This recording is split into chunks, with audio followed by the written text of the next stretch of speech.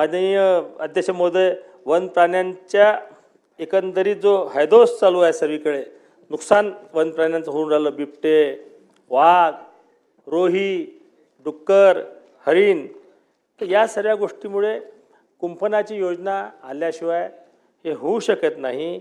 मात्र अडचण एक येऊन राहिली याच्यामध्ये की इतक्या लोकांना कुंपण द्यावं कसं, आणि म्हणून दुर्दैवानं जर एखाद्या कुटुंबातील व्यक्तीचा मृत्यू या प्राण्यांच्या हल्ल्यामुळे झाला तर त्याला शासकीय नोकरीमध्ये सामावून घेण्याचं धोरण सरकारनं राबवलं पाहिजे, अशी मी या प्रस्तावानिमित्त आग्रहाची विनंती करतो.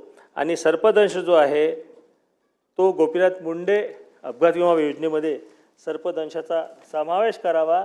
आणि आशिष जयस्वाल साहेबांचं मनापासून आभार मानतो की त्यांनी याविषयी कॅबिनेट, मला वाटतं कॅबिनेटमध्ये प्रस्ताव टाकायचा प्रयत्न ते करून राहिले. अधिकारी त्यांना विरोध करून राहिले.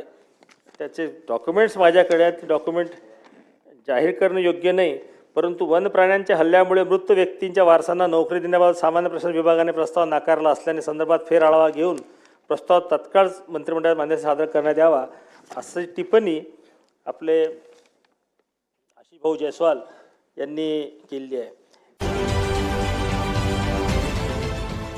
देश विदेशातील प्रत्येक घडामोडींचे लाईव्ह अपडेट मिळवण्यासाठी आता साम टीव्हीच्या सर्व सोशल मीडिया प्लॅटफॉर्मला लाईक, फॉलो आणि सबस्क्राईब करा. तसंच सर्व नोटिफिकेशनसाठी बेल आयकॉन प्रेस करायला विसरू नका.